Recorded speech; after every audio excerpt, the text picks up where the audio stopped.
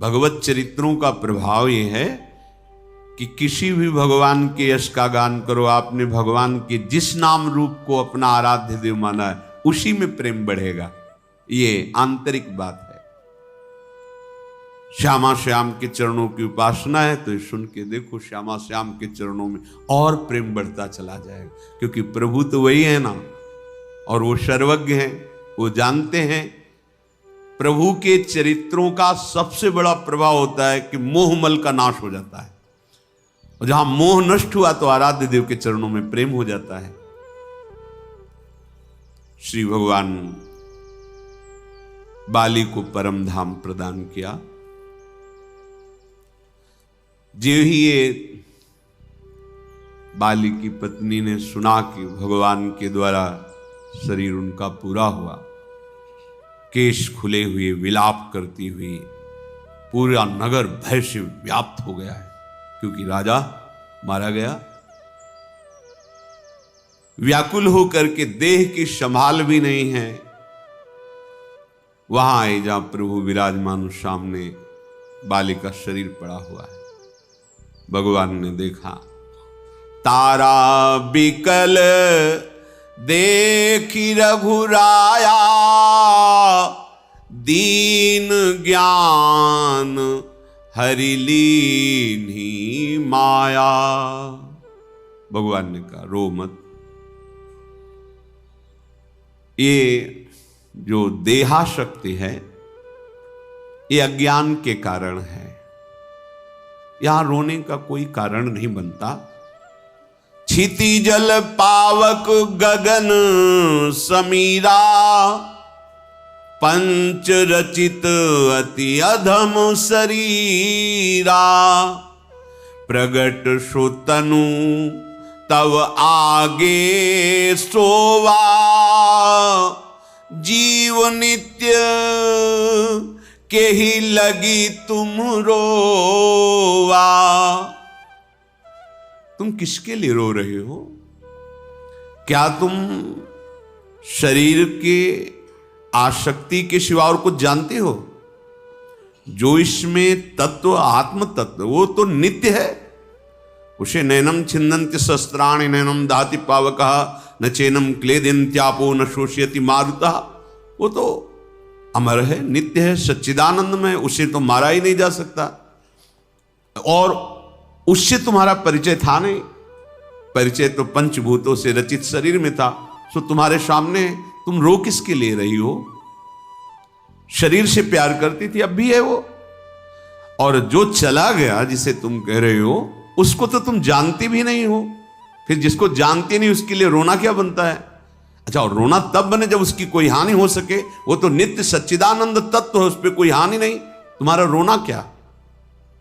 उपजा ज्ञान चरण तब लागी, लीन्हे सी परम भगति बर मांगी, उमा दारू जो सित की नाई, सब ही नचावत राम गोसाई।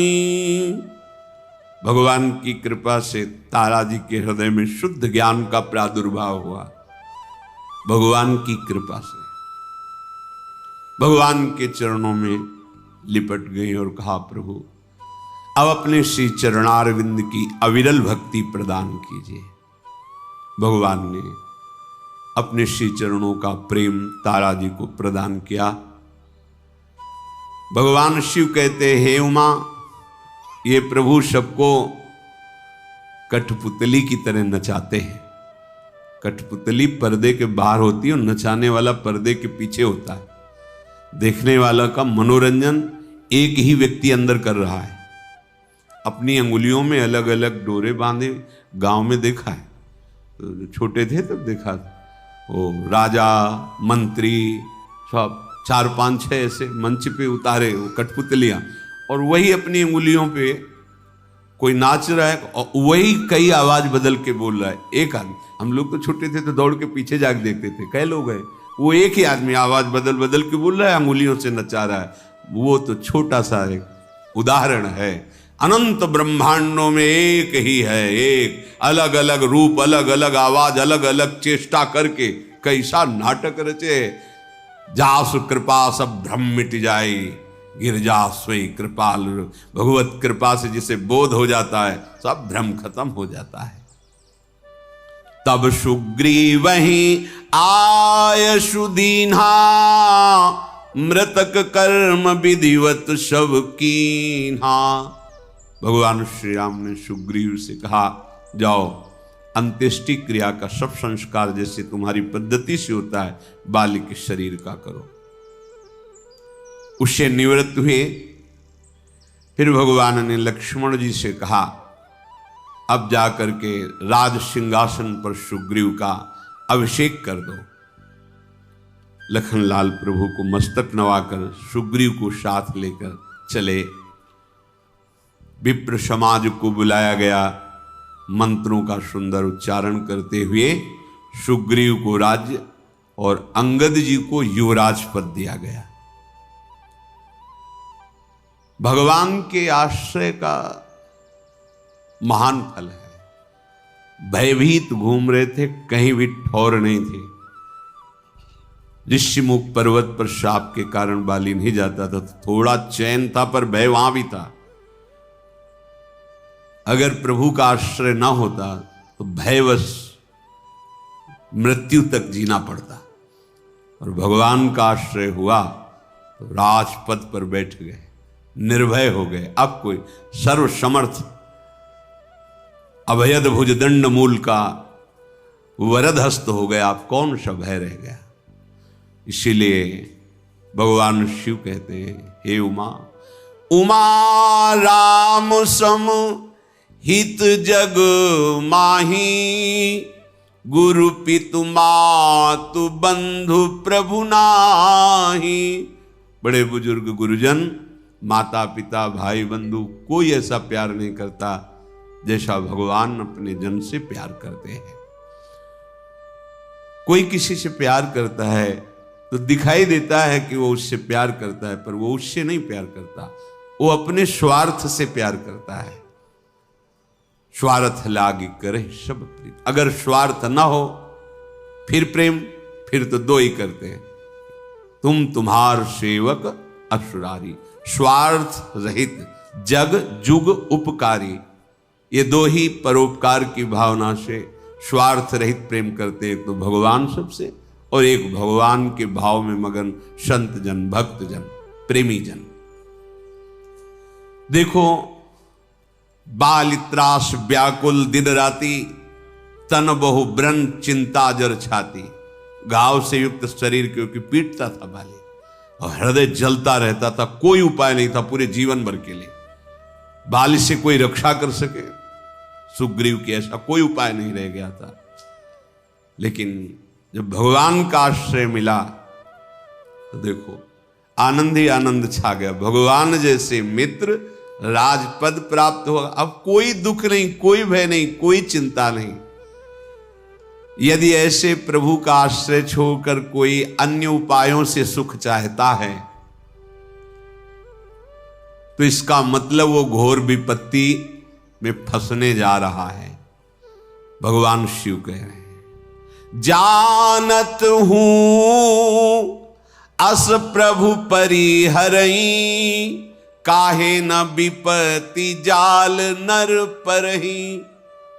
कलयुग का ऐसा प्रभाव होता जा रहा है, बुद्धि इतनी मलिन होती जा रही है कि सत्य को स्वीकार करने की उसमें ताकत ही नहीं रह गई। बस वर्तमान के दिखावी भोगों में वो सुख मान करके अपने अमूल्य समय को नष्ट कर रहा है। भगवान ने सुग्रीव को पुनः बुलवाया जब राजा बन गए, और उपदेश किया कि राजा का क्या कर्तव्य होता है। जैसे पिता अपने पुत्र का पालन, ऐसे राजा अपनी प्रजा का पालन करे, उसके दुख सुख का चिंतन करे। हम चलते तुम्हारे नगर पर, हमारे पिता का वचन था कि 14 वर्ष वनवास, इसलिए मैं जा नहीं सकता। तुम जाओ, धर्म पूर्वक प्रजा का पालन करो। अब वर्षा ऋतु आ गई, मैं यही पास के पर्वत पे चातुर्मास पूर्ण करूंगा, वर्षा ऋतु का। युवराज अंगद सहित तुम संपूर्ण अपनी प्रजा का पालन करो और मेरी बात को हृदय में सदैव रखना। संतत हृदय धर्यो मम काजू, जो मैंने मित्रता के समय सेवा भाव रखा था उसका ध्यान रखना कि तुम्हारे को क्या सेवा मिली। और जब मित्रता हुई थी, जब वैराग्य का वर्णन कर रहे थे तो कहा था कि ध्यान से सुन लो सुग्रीव जी को कैसा वैराग्य है। अब आगे ध्यान से सुन लेना। प्रभु कह रहे हैं कि जाओ राजकाज को धर्म पूर्वक करो और मेरे कार्य को अर्थात भगवत कार्य को हृदय में ध्यान रखना। प्रभु यहां वास करेंगे ऐसी भावना से देवताओं ने पहले ही सुंदर गुफा की रचना की थी और बहुत से देवता रूप बदल करके कोल भीलों के रूप में, पशु पक्षियों के रूप में भगवदानंद लेने के लिए प्रवर्षण पर्वत पर विराजमान थे। भगवान विराजेंगे इसलिए संपूर्ण प्रकृति अपनी शोभा का विस्तार किए हुए, सुंदर सुंदर लताएं आलिंगित हैं वृक्षों में, सुंदर पुष्पों के गुच्छे ऐसी सौरभ भौरे मतवाले होकर गुंजार कर रहे हैं। नवीन नवीन अंकुरण, सुंदर फल, रसीले फल, ऐसे प्रकृति पूरा स्वागत के लिए भगवान के। भगवान भ्राता लखन जी के सहित प्रवर्षण पर्वत पर विराजमान हुए। अपनी दिनचर्या करने के बाद जब लखनलाल के साथ बैठते तो प्रभु कोई न कोई महापुरुषों की चर्चा। लखनलाल से कहने लगे, देखो देखो ये वर्षा का समय कितना सुहावना लग रहा है, मेघ गरज रहे हैं, बादल आ रहे हैं। लक्ष्मण देखु मोर गन नाचत बारिद पेखी, ग्रही बिरत रत हरस जसु विष्णु भगत कहूं देखी। देखो लक्ष्मण, इन बादलों का गरजना तो देखो मोरों को कितना आनंद हो रहा है। जैसे बादल आ करके गरज रहे तो मोर कुह कुह कर नाच रहे। कैसे? जैसे ममता आसक्ति से रहित गृहस्थ के घर में जब कोई भगवत प्रेमी महात्मा पधारता है तो जैसे उसका हृदय नाच पड़ता है, ऐसे बादलों की गर्जना सुनकर मोर कुह करके नृत्य कर रहे हैं। आकाश में बादल घूमड़ घूमड़ कर घोर गर्जना कर रहे हैं। बिजली की चमक बादलों में ठहरती नहीं है, जैसे दुष्ट पुरुषों की बुद्धि स्थिर नहीं रहती।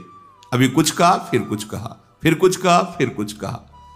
दामिनी दमक रह न घन माही, खल के प्रीति जथा थिर नाही।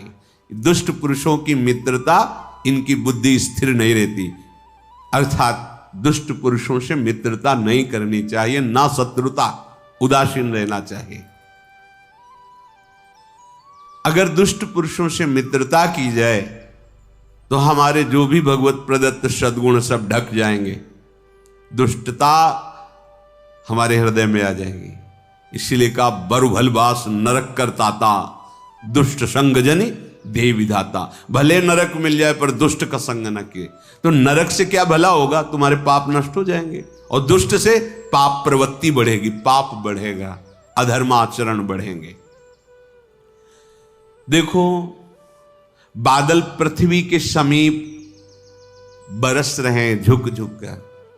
जैसे जब विद्या का प्रादुर्भाव होता है, शास्त्रीय ज्ञान का, तो नम्रता आ जाती है। विद्या विनयम ददाती। आज हमारी विद्या क्या कर रही?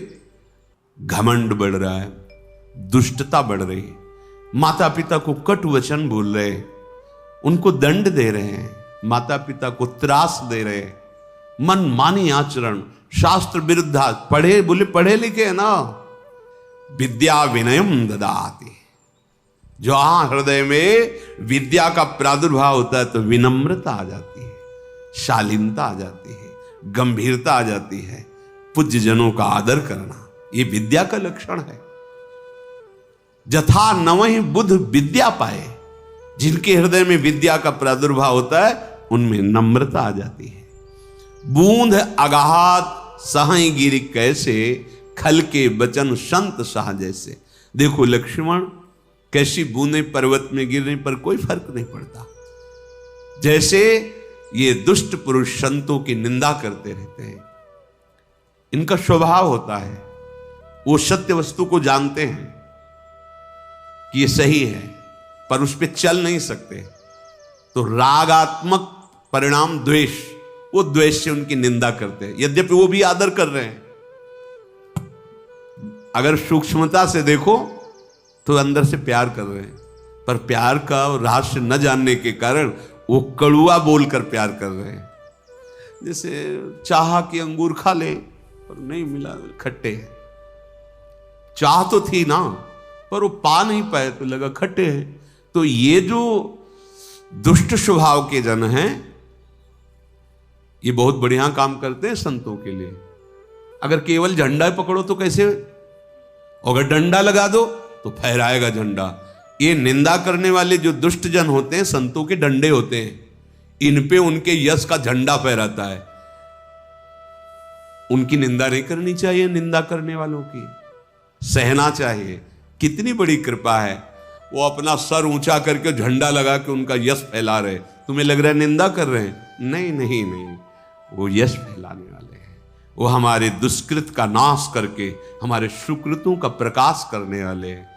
संतों ने तो आशीर्वाद दिया है, जीवन भर स्वस्थ रहो, तुम्हें कभी कोई रोग ना हो, और जब तुम पधारो तो तुम हमारे भगवान के धाम में जाओ, क्योंकि तुमने हमारा बड़ा भारी सहयोग किया। क्या सहयोग किया? तुमने निंदा करके जो शरीर को कष्ट भोगने थे वो नष्ट कर दिए और सुकृत फैला दिए। निंदक साधो निंदक मित्र हमारा, ये भगवान यहां कह रहे हैं। बूंद अघात सहाय गिरि कैसे, खल के बचन संत सहा जैसे। दुष्ट पुरुष जब निंदा करते हैं तो शांत हृदय ऐसा होता है जैसे पर्वत के ऊपर बूंदें गिरती, कोई फर्क नहीं पड़ता, ऐसा। और अगर छरछराहट पैदा हो जाए तो मतलब अभी बात बनी नहीं, अभी संत संज्ञा पे नहीं आए। देखो, आराध्य देव के प्रति, गुरुदेव के प्रति और भगवत प्रेमी महात्माओं के प्रति यदि कोई सोचे कि हम निंदा करें और हम उनके हाथ जोड़कर मौन उनको प्रणाम करें, असंभव, नहीं हो सकता। गर्दन उतार दी जाए, पर भगवान की निंदा और भक्तों की निंदा, गुरुजनों की निंदा बिल्कुल नहीं सुन सकते। हरिहर निंदा सुने जे काना, लगे पाप गौघात समाना। संत शंभु श्री पद अपवादा, कहीं सुनी तहां अस्मर ज्यादा। ये इसके लिए हम नहीं कि हमारे गुरु की निंदा करो, हमारे इष्ट की निंदा करे, और हमारी निंदा करो चलेगा, मस्ती से निकल जाओ, लेकिन हरि गुरु की निंदा फिर बर्दाश्त नहीं होगी। फिर तुम नापो थर्मामीटर डाल के कि इतने कड़ुए बोलना साधुता है, तुम इतने गुस्सा में बोल रहे तुम्हारी साधुता है। तो हम पहले कह रहे हैं इस भ्रम में मत रहना।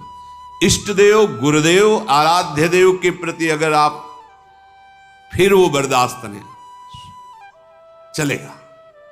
हमारी निंदा करो, हम निंदा लायक हैं, चलेगा, लेकिन हमारे इष्ट गुरुदेव की निंदा कदापि नहीं सुन सकते।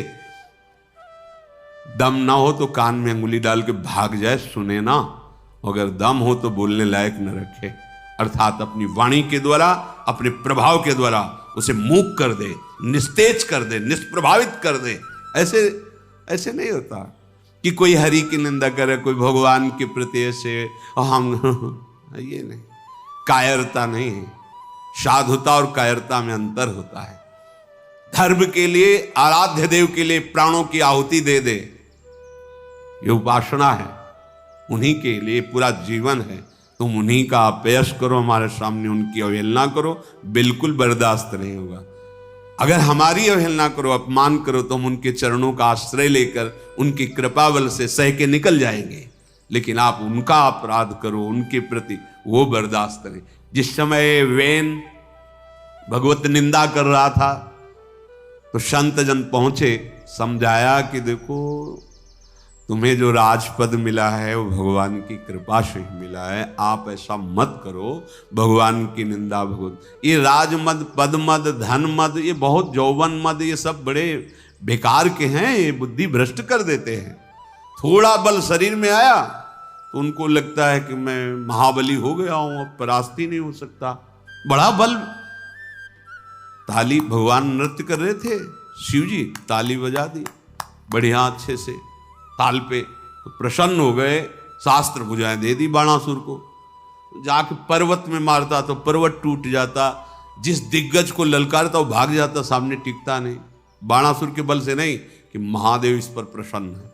वो लौट के महादेव जी के पास ही गए, बोले गुरु हाथों में खुजली हो रही है, आपके सिवा कोई जोड़ नहीं है। हंस पड़े, जगत गुरु भगवान शिव हंस पड़े कि हम ही से बल प्राप्त करके हम ही को ललकार रहा है कि आओ हमारी भुजाओं से दो दो हाथ कर। बोले आप मिल जाएगा, तुम्हारी भुजाओं की जड़ से खुजली में सुदर्शन चक्र से काटा भगवान ने।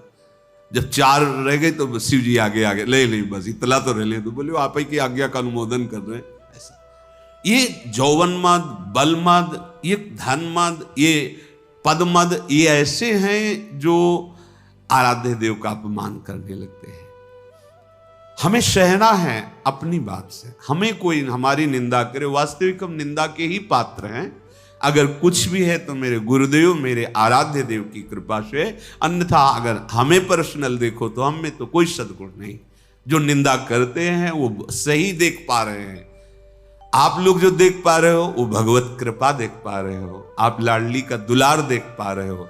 वो जो देख पा रहे हैं वैसे ही हम हैं, जैसे वो देख पा रहे हैं। वो कहा जो तुम देख पा रहे हो ये गुरुदेव की कृपा देख पा रहे हो, ये श्री जी की कृपा देख पा रहे हो। तो जिनकी कृपा से हम हैं, जिनकी कृपा ही हमारा जीवन है, उनकी अवहेलना हमें नहीं सुननी चाहिए।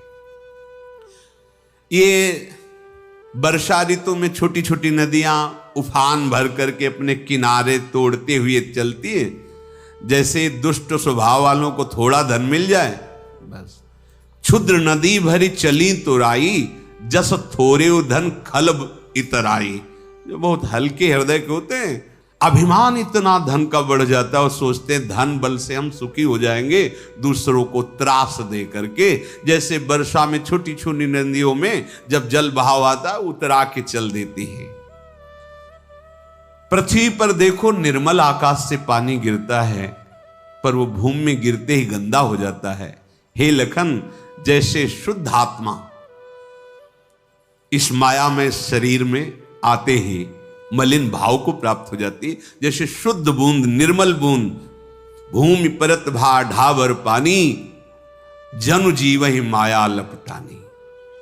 शुद्ध है, कहीं किसी भी तरह का मल नहीं, पर वो स्वीकार कर लेता है देह में आते मैं स्त्री मैं पुरुष, और इसी देहाभिमान से उसका पतन होने लगता है। हे लक्ष्मण देखो, जल वर्षा हो रही सब जगह, लेकिन जल टिक वहीं रहा है जहां नीचापन है, खालीपन है। वहीं सब जगह से जल बह करके वहीं आ रहा है। जैसे जो दैन्य भगवत भक्त होते हैं, उनके हृदय में सब सद्गुण आकर एकत्रित हो जाते हैं। वर्षा कहीं भी हो, पर टिकेगा जल वहीं जहां गहरा है। समिट समिट जल भरे ही तलावा, जिम सदगुण सज्जन पही आवा। जो संत जन हैं, भगवत आराधना में लगे हैं, उनमें स्वाभाविक सब सद्गुण ऐसे आ जाते हैं जैसे सब जगह के वर्षा का पानी जहां ढलान है, जहां सरोवर, उसमें जमा हो जाता है। देखो लखन, नदियों का जल समुद्र में बहुत जा रहा है, बहुत प्रकार की नदियां बाढ़ से इतराती हुई समुद्र में जा रही, पर उसमें कोई अहम नहीं हो रहा है, कोई गर्व नहीं हो रहा है, ना बढ़ रहा है, 1 इंच नहीं बढ़ेगा, वो अपना स्वभाव में स्थित। ऐसे ही जो हरि के जन हैं, प्रभु में जिनका चित्त जुड़ा हुआ है, वो अनंत वैभव आ जाए तो भी उनके अंदर अहंकार नहीं हो सकता, उसमें वो मुक्त है, कोई भी अहम उनको स्पर्श नहीं कर सकता। जैसे विविध नदियां समुद्र में उफान से जा रही तो समुद्र में बाढ़ नहीं आती है, ऐसे विविध सामग्री, विविध वैभव, विविध ऐश्वर्य यदि भगवत चिंतन में लगे हुए जिनका अखंड चिंतन है, उनके हृदय में अहम नहीं पैदा कर सकता। देखो, पृथ्वी हरी हरी घास से युक्त हो गई है, जिससे रास्ते दिखाई नहीं पड़ते। जिमि पाखंड बादते गुप्त होए सदग्रंथ। श्री भगवान कह रहे हैं, हरित भूमि तृण संकुल समुझ परय नहीं पंथ। लक्ष्मण, ये वर्षा ऋतु में हरी हरी घास इतनी बढ़ गई कि रास्ता कहां से दिखाई नहीं देता। जैसे जब पाखंडी जन पाखंड का विस्तार करते हैं तो सदग्रंथ गुप्त हो जाते हैं, लुप्त हो जाते हैं, दिखाई नहीं। सतमार्ग क्या है समझ में नहीं आता। जैसे कल कोई एकांतिक में कह रहा था, उपदेश दिया जाता है कि ये मरने जीने वाले का नाम क्यों जपा जाता है। गजब का कलयुग का प्रभाव। भगवान स्वयं गीता जी में, शास्त्रों में, भगवान जन्मने मरने वाले हैं, उनका नाम ऐसा है। तुम्हारी बात माने, तुम तो गर्भ से पैदा हुए, अभी कुछ दिन में मर जाओगे, और भगवान कभी गर्भ में आए ही नहीं किसी के। लीला की और सामने प्रकट हुए, चाहे कंस कारागार में हो या चाहे अयोध्या नरेश महाराज दशरथ जी का महल हो, सामने हाथ जोड़कर माता ने प्रार्थना की देवकी जी ने, और इधर कौशल्या जी, माता पुन बोली सुमति डोली तजो तात। चिदानंद भगवान है। सनकादि से बढ़कर न ज्ञानी कोई हुआ है, ना है, न कोई होगा। और हरिशरणम दर्शन करने जा रहे हैं बैकुंठ में, जरा सी रोक लगा दी तो इतना व्याकुलता पैदा हुई। अब भगवान कह रहे कि जैसे वर्षा ऋतु में बड़ी बड़ी घास हो जाती तो मार्ग कहां से दिखाई नहीं देता, ऐसे पाखंड का प्रचार करने वाले सदग्रंथ सतमार्ग को लुप्त कर देते, गुप्त नहीं। ब्रह्म ज्ञान मिनु नारी नर करें न दूसर बात, कौड़ी लागी लोभवश करें विप्र गुरु घात। यह है ब्रह्म ज्ञान। अरे ब्रह्म ज्ञान सर्वम खलमिदम ब्रह्म, फिर निंदा किसकी, फिर विरोध किसका, ये खंडन मंडन किसका। ज्ञान एक अखंड, प्रेम वही सच्चिदानंद स्वरूपों में। पता नहीं चल पाता कि कौन से सिद्धांत लेकर बोला जाता है कि भगवान के शिव विग्रहों का अपमान, भगवान की सेवा नाम का अपमान, भगवान की लीला चरित्रों का अपमान। ये कलयुग की चाल है, जो भ्रष्ट करके कलयुग ने ब्रह्मा जी से वादा किया है कि पिताश्री आप चिंता मत करो। ये सतयुग भैया जो कह रहे हैं ना कि हमारे राज्य में कोई नरक नहीं जाएगा, तो हम उनके छोटे भाई वादा करते हैं हमारे राज्य में कोई परम पद नहीं जाएगा। क्यों? क्योंकि ऐसा मार्ग, बोलो, कहते हैं मनुष्य हैं 100 ग्राम का बांट 7 दिन ऐसे रखो, 100 ग्राम, केवल 100 ग्राम छिंगुनी में ऐसे 100 ग्राम का बांट लेकर के 7 दिन 7 रात ऐसे रखो। गिरिराज जी उठाने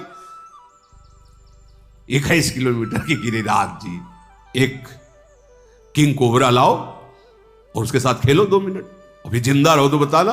कालिया नाग रौंद दिया ठाकुर ने। थोड़ा सा जहर चख के दिखाओ, पूतना का पूरा जहर पी गए और पीते ही पीते परम पद पहुंचा दिया। अरे श्री कृष्ण, एक कोयला लाल करके मुंह में रखो, फिर बताओ कैसा लगता है। पूरी आग पी गए दावानल की। सखाओं को जब दावानल में फंसा देखा तो बोले सब आंख मूंद लो। क्यों? यहीं से आग प्रकट है। भगवान अग्नि जिह्वा, भगवान की जिह्वा से ही अग्नि का प्रादुर्भाव हुआ, अग्नि देवता। ये कैसे? भगवान कह रहे जिमि पाखंड बादते गुप्त होई सदग्रंथ। बड़ा विचित्र खेल। उनके नाम की, उनकी महिमा थोड़ी देर जप के तो देखो, हृदय शीतल हो जाएगा। यद्यपि वो जानते हैं, पर वो भगवान की बड़ी विचित्र लीला है। भगवान के पावन चरित्र, भगवान का पावन नाम, भगवान का पावन धाम, भगवान का पावन रूप, ये इसीलिए प्रकाशित हुआ कि हम गा करके, हम रट करके, सुन करके इस मायामल का नाश करके परम पद प्राप्त कर ले। भगवान ज्ञान स्वरूप शंकराचार्य जी, आद्य गुरु, वो कह रहे हैं कि प्रभु सिद्धांत में तो सत्य बात है, सत्यपि भेदापगमे नाथ तवाहम न माम की नस्तम सामुद्रो ही तरंगा क्वचिन समुद्रो न तारंगा। नाथ, यद्यपि ये बात सत्य है कि हम में और आप में भेद नहीं है। कैसे? जैसे समुद्र से तरंग प्रकट होती तो तरंग कोई और थोड़ी है, समुद्र ही है। वायु विकार होने से तरंग हो गई। लेकिन प्रभु तरंग की ताकत नहीं एक समुद्र पैदा कर दे, और समुद्र की ताकत है ऐसी अनंत तरंगे पैदा कर देगा। हम में आप में यद्यपि भेद नहीं, फिर भी इतना भेद है। ये भगवान शंकराचार्य जी की षटपदी नामक वाणी है, उसमें देख लेना इस स्तोत्र में। सत्यपि भेदापगमे, क्या महिमा की बात करें। यद्यपि हम में आप में भेद नहीं है, कैसे? जैसे समुद्र और तरंग में भेद नहीं है, पर नाथ भेद ना होते हुए भी ये भेद है कि जैसे समुद्र से अनंत तरंगे प्रकट होती, पर एक तरंग समुद्र प्रकट नहीं कर सकती, ऐसा यह है शुद्ध ज्ञान। बड़ा हृदय में क्षोभ होता है। अब बड़े बड़े महापुरुष जो शास्त्र प्रमाणित जीवन जी के शास्त्र के अनुसार वो अंतर्धान हो रहे हैं। कुछ महापुरुष जन विराजमान हैं, वो अपने को गुप्त किए हुए हैं। अब हमें शतमार्ग क्या है, जब तक हम चलेंगे ही नहीं तो कैसे बोल पाएंगे, कैसे समझ पाएंगे, कैसे हम उसका अनुभव करेंगे। चलना, ये मोबाइल देवता की जो सृष्टि हुई, सतमार्ग चलना, बहुत मतलब कदम कदम पे लड़खड़ा के गिरा देंगे। भाई जो हम देखते हैं, जो हम सुनते हैं, जो हम बोलते हैं, वही हमारे मनन का विषय होता है, और जो हम मनन करते हैं, चिंतन करते हैं, वही हमारे आचरणों में होता है। हमारा मनन चिंतन विशुद्ध हो, इसके लिए एकांत सेवन, संत समागम इतना बड़ा है। पूरा सृष्टि का सब कुछ है। वो गूगल क्या कहते, गूगल है, हाँ गूगल, सर्च कर लो, हर प्रश्न का उत्तर है, हर सामग्री, हर दृश्य, हर बात है। तो मन को तो बढ़िया मसाला मिल गया, जैसा चाहो। अब वो एकांत में बैठकर अथातो ब्रह्म जिज्ञासा, ये होगा। समस्त इंद्रियों को अंतर्मुख करके फिर नहीं, एकांत में बैठ करके गूगल से जिज्ञासा होगी ब्रह्म जिज्ञासा नहीं। बड़ा समय पहले ठाकुर जी की छवि यहां ऐसे ऊपर से चद्दर डाले, प्रायः महापुरुषों को देखा ऐसे, और थोड़ी थोड़ी देर में ऐसे। अब यही टंगा रहता है। वो तो ब्रेक लगी, ले सत्संग में हजारों बार घंटियां बज गई होती। बचो, सावधान हो। भगवत मार्ग में चलने के लिए अंतर्मुखता की आवश्यकता है। ऐसे प्रवचन सुनने से बचो जिनमें भगवान के नाम, भगवान की लीला, भगवान के धाम और भगवान के रूप की अवहेलना की गई हो, निंदा की गई हो। ऐसा कोई भी महापुरुष इस सृष्टि में अभी तक प्रकट नहीं हुआ जो भगवान का विरोध करके महापुरुष हो गया हो। एक भी उदाहरण में देना कि इन्होंने राम की निंदा की, कृष्ण की निंदा की, हरि की निंदा की, और देखो इतने बड़े महापुरुष हुए। ये धन संपत्ति आ जाना महापुरुषता की बात नहीं है कि भाई अरबों खरबों रुपया, बड़े निकृष्ट आचरण करने वाले के पास भी संपत्ति पाई जाती है। सुतदारा धन लक्ष्मी पापी के घर होए, इससे कोई महापुरुषता, काम क्रोध लोभ मोह मद मत्सर पर विजय प्राप्त करके संपूर्ण चराचर जगत के लिए सर्वे भवन्तु सुखिनः सर्वे सन्तु निरामयः सर्वे भद्राणि पश्यन्तु मां कश्चित्, यह है महापुरुष की पहचान। मां कश्चित् दुग्धा, वो निंदा करेगा, भगवान की निंदा करे, अरे वो किसी की निंदा है, उसको पुरुषत्व कहा है। जो जान गया कि सब में वही विराजमान, वो निंदा किसकी? जो नहीं जाना तो फिर वो है क्या? भगवान कहते हैं वर्षा ऋतु में इतनी बड़ी बड़ी घास प्रकट हो गई कि मार्ग क्या है दिखाई नहीं देता। अब ये भोले भाले जन कैसे बड़ा विचित्र खेल है। गंगा किनारे थे तो एक परिकर आए थे बड़े जनों के, 20-25 लोग गांव के, एकदम बोले हम आपसे बात करना चाहते, क्योंकि एकांत में सन्यास वेश में। तो क्या बात करना चाहते? बोले ब्रह्म निर्गुण है कि सगुण है? तुमका जैसा मानो वैसा है, जाकी रही भावना जैसी प्रभु मूर्ति देखी तीन तैसी हो। निर्गुण भी है, सगुण भी है, वो सब रूपों में है, उसका कोई रूप नहीं है।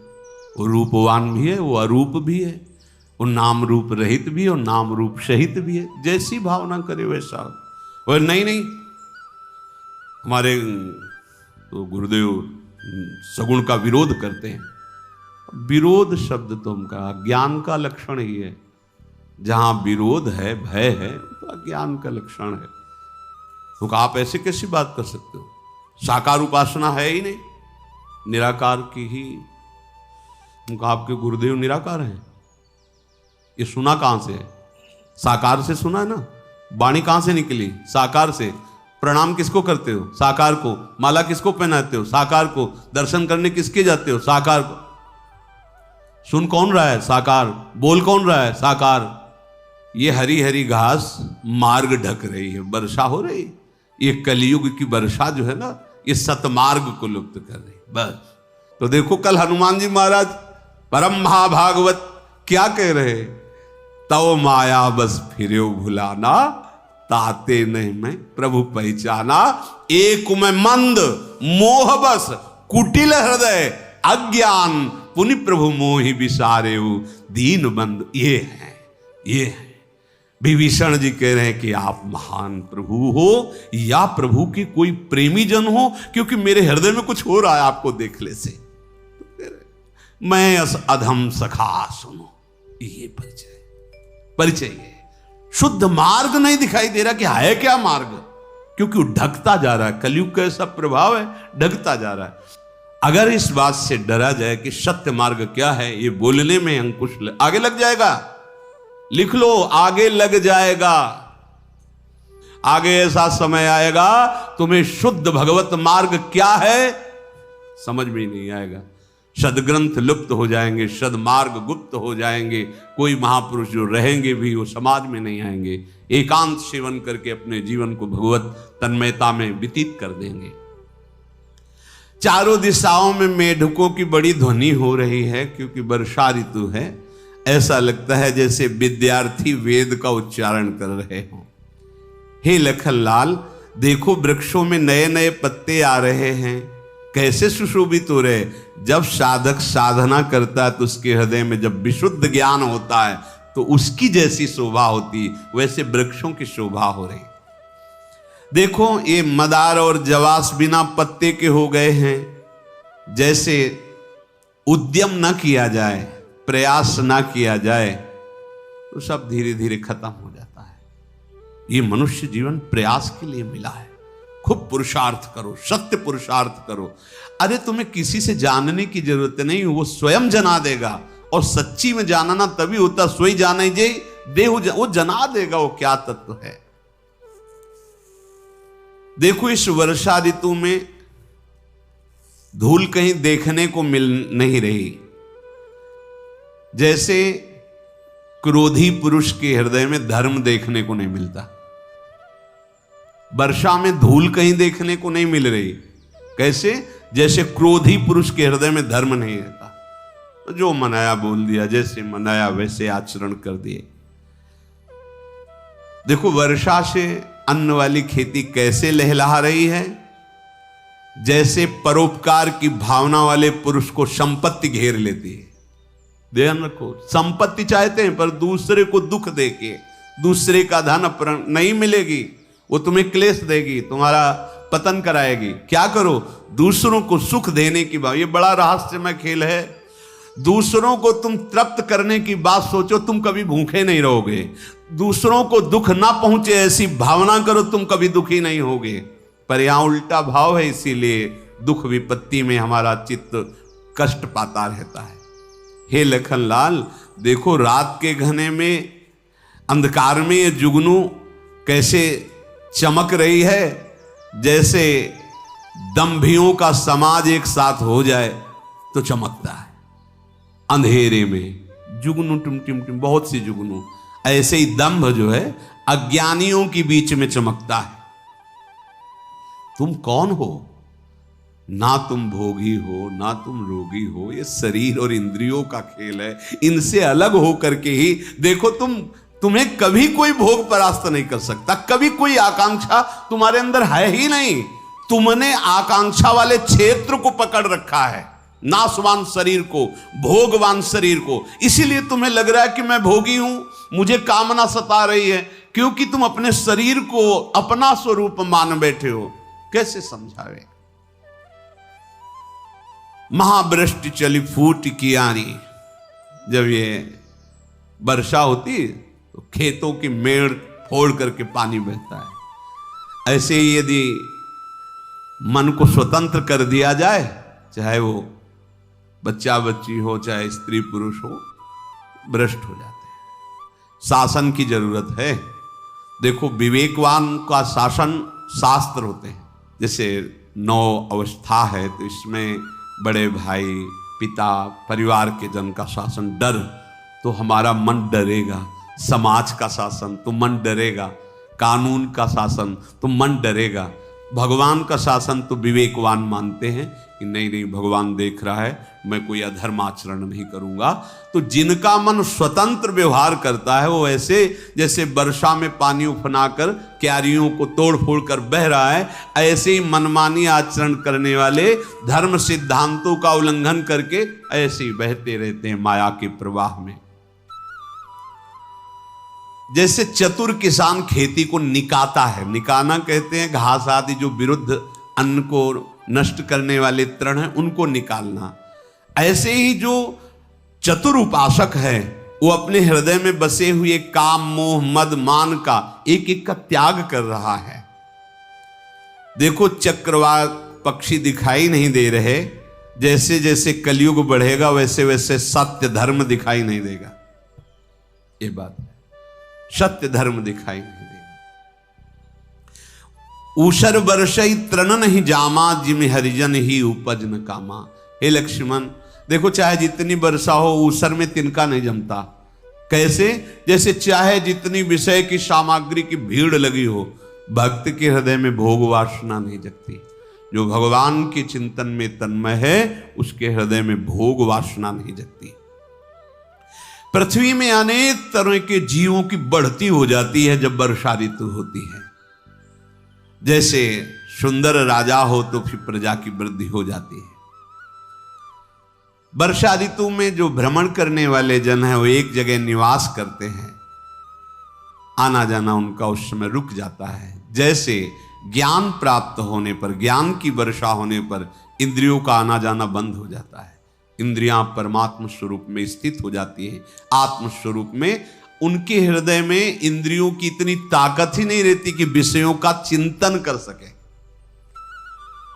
कभी कभी बड़ी जोर से वायु चलने लगती है, बादल गायब हो जाते हैं।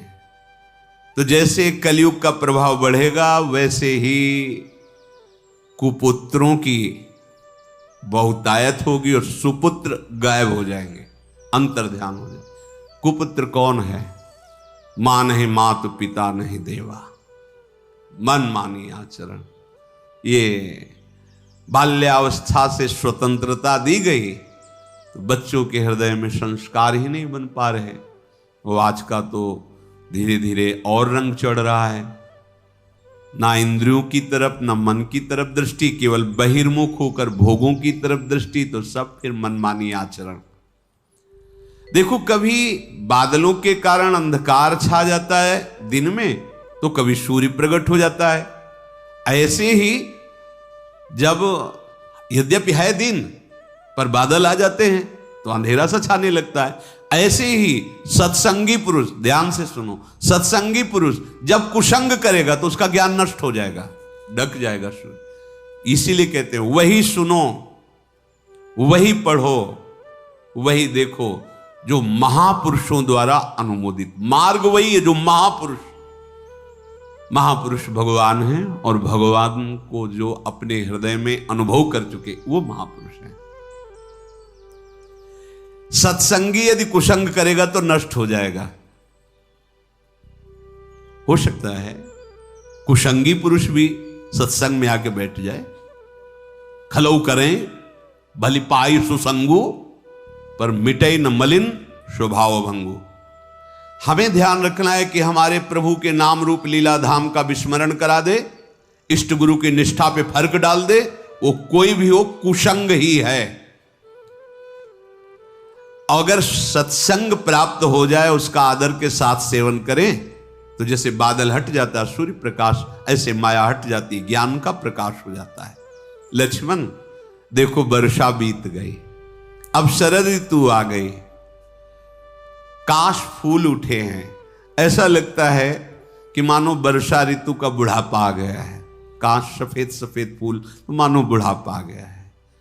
अगस्त का तारा प्रकट हो गया है, उसने मार्ग के जल को सोख लिया है। जैसे साधक जब संतोष को हृदय में लाता है तो उसके हृदय में हर विषय लोभ का नाश हो जाता है। सिद्धांत है, बिन संतोष न काम न साही, वो अछत काम सुख सपने न। संतोष बहुत बड़ा धन है। देखो नदियों का जल निर्मल हो गया है। जैसे साधक साधना करके अपने हृदय को अहंकार मोह और काम से रहित कर देता है, ऐसा नदियों का हृदय निर्मल हो गया। जैसे संत जन अपने हृदय के काम अहंकार लोभ मोह आदि को त्याग देते हैं तो हृदय निर्मल हो जाता है। संत हृदय जस गत मद मोहा। देखो नदी और तालाबों का जल धीरे धीरे कम होने लगा है। जैसे विवेकी साधक अपने विकारों को धीरे धीरे त्यागता जाता है, कम करता जाता है। शरद ऋतु आ गई तो खंजन पक्षी आ गए। जैसे समय पाकर के साधना फलीभूत हो जाती और आनंद हृदय में प्रकाशित हो जाता है। अब न कहीं कीचड़ है न धूल है, बड़ी निर्मल भूमि शोभा दे रही है। जैसे नीति के अनुसार चलने पर जीवन बड़ा निर्मल हो जाता है। नीति धर्म नीति के अनुसार चले। जल कम हो जाने से मछलियां व्याकुल हो गई हैं। जैसे अविवेकी पुरुष धन को ही सर्वस्व मानता है, किसी कारण से धन कम होने लगे तो उसके प्राण व्याकुल हो जाते हैं। देखो बिना बादलों के निर्मल आकाश शोभा पा रहा है। जैसे भक्त का हृदय समस्त आशाओं से शून्य होकर शोभा पाता है। भक्त के हृदय में कोई अन्य आशा ही परमम दुखम नैराश्यम परमम सुखम। कहीं कहीं थोड़ी थोड़ी शारदी वृष्टि हो रही है। जैसे किसी बिरले को मेरी भक्ति प्राप्त होती है। कहूं कहूं वृष्टि शारदी थोरी, को एक पाव भगत जी में मोरी। देखो अब चातुर्मास संपन्न हुआ तो राजा तपस्वी व्यापारी ये विजय तपस्या व्यापार भिक्षा के लिए हर्षित होकर निकल पड़े हैं। जैसे श्री हरि की भक्ति प्राप्त करके चारों आश्रमों वाले परमानंद में मगन हो जाते हैं। चाहे वो ब्रह्मचारी हो, गृहस्थ हो, वानप्रस्थ हो, सन्यासी हो, जब हरि की निर्मल भक्ति का उदय होता है वो परमानंद में मगन हो जाते हैं। देखो जहां अगाध जल होता है वहां मछली को बड़ा आनंद होता है। हे लखन, ऐसे जो श्री हरि के चरणों का आश्रय ले लेता है उसे आनंद ही आनंद होता है। सुखी मीन जे नीर अगाधा, जिमि हरि शरण न एको बाधा। पता नहीं कौन सा ज्ञान है जो भगवान से विमुख करता है, हमारी तो समझ में नहीं आया। बड़े बड़े ब्रह्मज्ञानी महापुरुषों का दर्शन हुआ, संभाषण हुआ, उनकी चरण धूल माथे पे चढ़ाई, नारायण नारायण या प्रणव जप रहे। कोई ऐसा तो नहीं मिला जो भगवत चरित्र पूज्यपात शिवड़िया बाबा चलते फिरते मूर्तिमान ब्रह्म पद्मासन लगाए बैठे, भागवत हो रही, कथा हो रही, चर्चा। सनक सनंदन सनातन एक प्रवक्ता बन गए, तीन भगवान की चर्चा करें। भगवान शंकर उमा जी श्रोता बन गई, आप चर्चा। पता नहीं आज कौन सा ज्ञान विस्तार हो रहा है कि भगवान की चर्चा, भगवान के नाम, भगवान की सेवा पूजा का ये है कलयुग की चाल। भगवान का विरोध ये तभी तो अधर्म आचरण फैलेगा। यहां स्वयं भगवान कह रहे कैसा आनंदित होता है जीव, बोले सुखी मीन जे नीर अगाधा, जिमि हरि शरण न एको। जैसे अगाध जल में मछली किलोल करती आनंदित, ऐसे भगवान की चरण शरण में जीव परमानंद में डूब जाता है। कमलों के फूलने से देखो सरोवर की कैसी शोभा हो रही, जैसे सगुण ब्रह्म की भूतल पर शोभा होती है। भौरे अनुपम शब्द गुंजार कर रहे हैं, पक्षी नाना प्रकार के शब्द कर रहे हैं। हे लखनलाल, चकवे को बड़ा दुख हो रहा है। जैसे दूसरे की संपत्ति को देख करके दुष्टजन जलते रहते हैं। पपीहा रट लगाए हैं, उसको बड़ी प्यास है पर उसकी प्यास बुझती नहीं है। ऐसे ही जो देवाधिदेव महादेव शंकर की निंदा करेगा, द्रोह करेगा, कुछ भी कर ले, उसे कभी सुख शांति प्राप्त नहीं हो सकती। भगवान श्री राम कह रहे, चातक रटत तृषा अति ओही, जिम सुख लाही न शंकर द्रोही। शरद ऋतु के ताप को रात के समय चंद्रमा हर लेता है उस ताप को, जैसे संत का दर्शन मात्र पापों का नाश कर देता है। शरदा तप निशि शशि अपहरई, संत दरस जिमि पातक टरई। चकोर का समुदाय चंद्रमा को टकटकी लगाए देख रहा है, जैसे भक्त की जब भावना परिपक्व होती है, भगवान का साक्षात्कार होता है, तो निर्निमेष नयनों से भगवान का दर्शन करता है। मच्छर और डांस ये जाड़े के डर से नष्ट हो गए, जैसे ब्रह्म ऋषियों का वैर करने वाला कुल समेत नष्ट हो जाता है। भूमि जीव संकुल रहे, गए शरद ऋतु पाई, सदगुरु मिले जाहि जिमि संशय भ्रम समुदाय। वर्षा ऋतु के कारण पृथ्वी पर बहुत से नए नए जीव प्रकट हो गए थे, परंतु जब शरद ऋतु आई तो सब अंतर्ध्यान हो गए, नष्ट हो गए। जैसे यहां जन्म लेने पर मनुष्य शरीर में बहुत से अवगुणों का प्रादुर्भाव होता है, पूर्व संस्कार, पर जब सदगुरु का वर्ण कर लिया जाता है और उनकी आज्ञा के अनुसार चला जाता है, तो सब भ्रम संदेह अवगुण नष्ट हो जाते। सदगुरु मिले जाहि जिम संशय भ्रम समुदाय। शेष चर्चा आगे। श्री राधा वल्लभ लाल की।